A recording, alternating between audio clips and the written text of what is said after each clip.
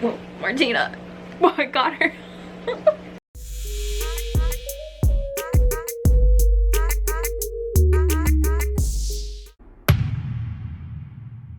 So in my last video, I kind of showed you guys some clips of a reptile expo that I went to, and I did mention that while I was there, I did bring home some new animal children, but I didn't like show you guys them, which pissed a lot of you guys off. So you guys are about to meet the new babies. I wasn't even gonna film this, like I was not gonna introduce them like this, but hey, I want you guys to be happy, okay? So we gonna do this. Let's meet the new babies. You wanna meet the new babies? Boy, you met them already. Junior just wants attention.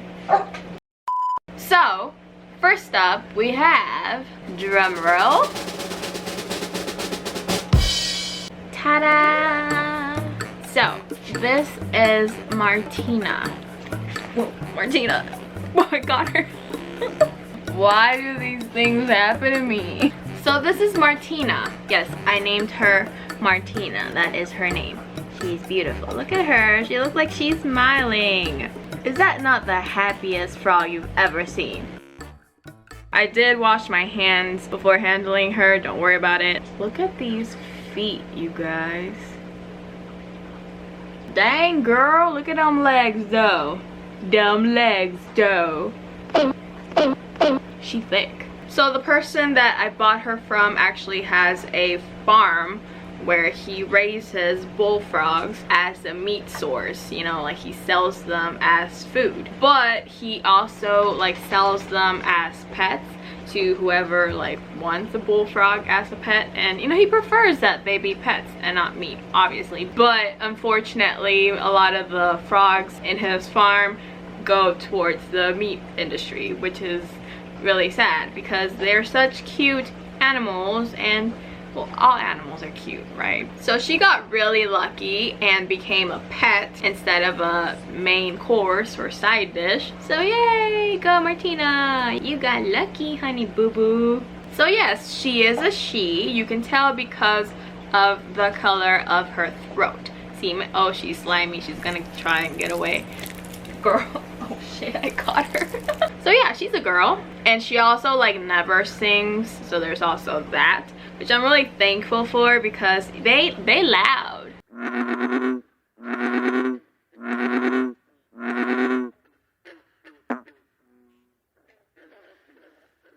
So she's an American bullfrog, not to be confused with African bullfrogs. They both get humongous, but she is a different kind. So bullfrogs are actually the largest North American frog. Like when she has her legs extended out like that, she's really long. So bullfrogs are native to the United States and Canada, but they can be found in all North America, Central America, South America, and some Asian countries, you know, amongst other places, of course. All these other places where they aren't native to, they have been introduced because of their value in the meat industry. Like, y'all, look at all this meat on her. So frog legs are considered a delicacy in a lot of places. These guys are one of the most popular for human consumption. Another popular use for bullfrogs is actually in biology classes. I don't know about you guys, but in my biology class in middle school, we actually did have to dissect a bullfrog just like her. Well, I didn't get to dissect it because me and my friends were acting up and we got kicked out of class. I never got to dissect the frog, which I'm actually really glad for now, because like I would feel so guilty looking at her knowing that I did that to one of her kind. So we have a lot of uses for them, but keeping them as pets is apparently not that common, which is so weird to me. Like, why don't more people want to keep cute little faces like this in their houses? Like, why would you not want something like this in your house? So yes, this is one of my new animal children. I love her so very much. Yeah, I'm gonna go put her back now because you're actually not supposed to handle frogs that much. So I'm gonna go ahead and put her back in her little setup. Bye.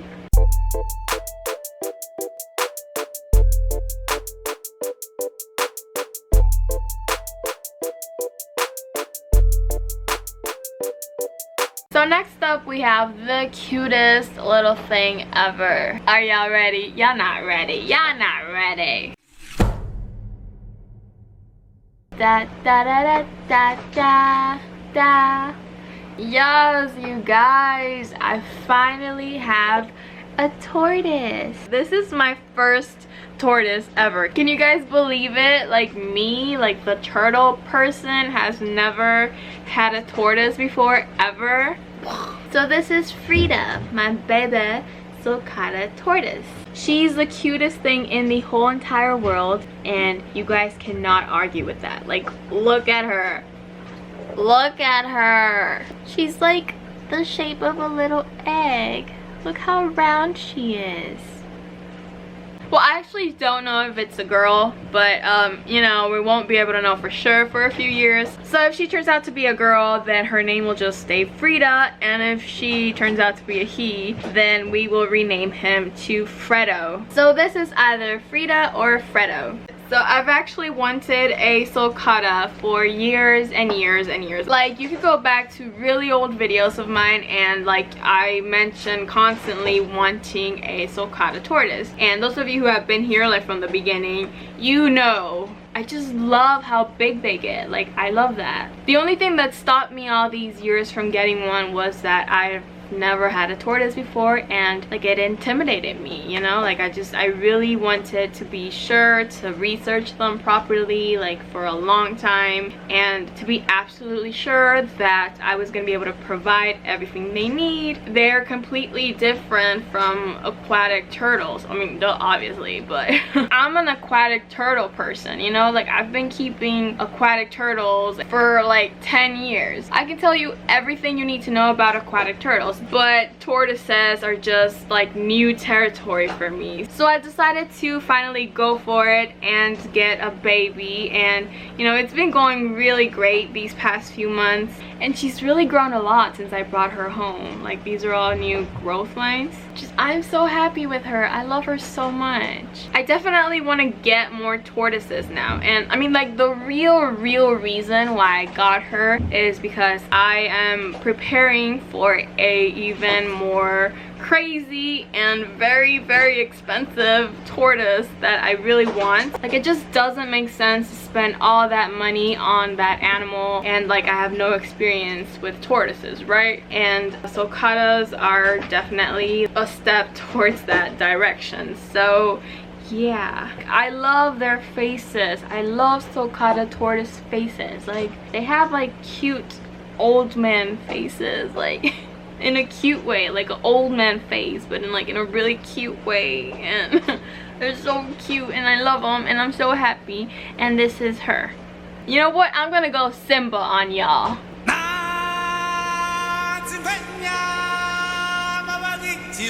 That's right, I went there. So I'm gonna go put her back in her little enclosure, and I'll be right back with the last new animal child. Bye.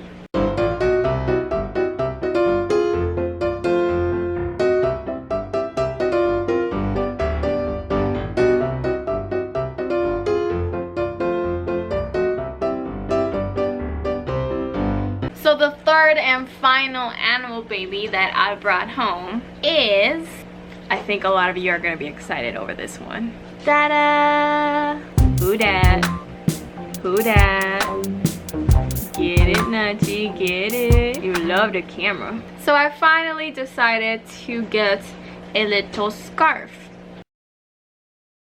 So this is Nachi. He's a boy. So Nachi is my first snake ever. So I know I've said in the past that I like ball pythons. I think they have the most beautiful morphs, but that I just don't see myself owning one. And now here I am with a ball python, right? Like, what? That makes no sense. I know. So I actually am really attracted towards bigger monster snakes. You know, I love retics, love them, and I also really like berms. So I've actually just always pictured myself owning either a retic or a berm, right? Because I love them so much. The problem is that I can't handle a Burmese python or a reticulated python on my own. They are way too big and heavy for me, and it's just not ideal. And also Also, you know, I do keep a lot of small furry mammals. It's just not the smartest choice for me right now to own a big monster snake. So I was there at the expo checking out all the other snakes. Like, I knew I wanted a snake, right? I knew I was gonna come home with a snake, but I didn't know what snake. And there was other kinds of snakes, obviously, and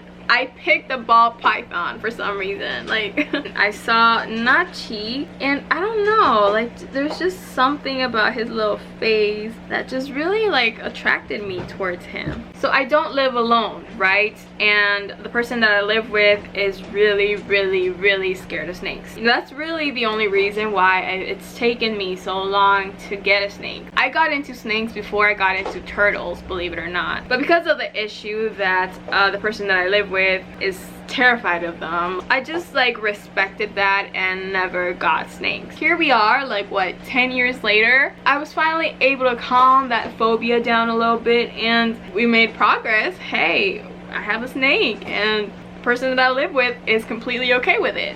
Success.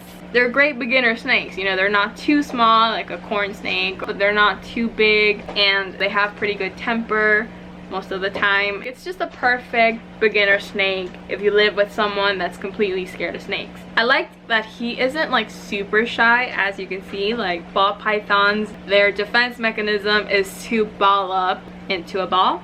That's why they're called ball pythons. But he is just super outgoing, and I love that about him. Like, he's really not shy, and he has really cute brows. Like, if you look at his face straight forward, like, he has bomb brows, okay? Our bra game is strong. He's a great eater. He eats frozen thawed and not live. Thank God. He is a banana ball python. That's the kind of morph he is. So I'm gonna go feed him for you guys right now outside so that you guys can see him better in natural lighting and not this like crappy artificial stuff.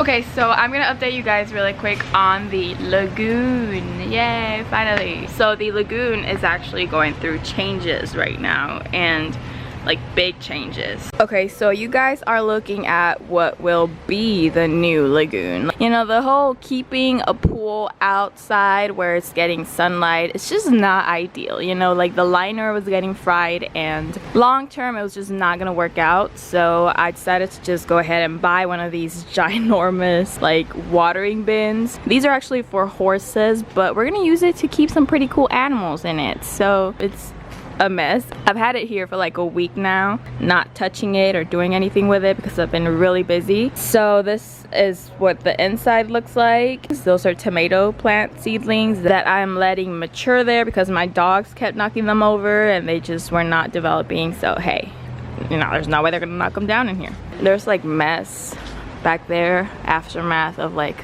construction and stuff, which they're not done with. We have still stuff to get done, so that kind of sucks. It's really big, like really big. I'm gonna go inside right now.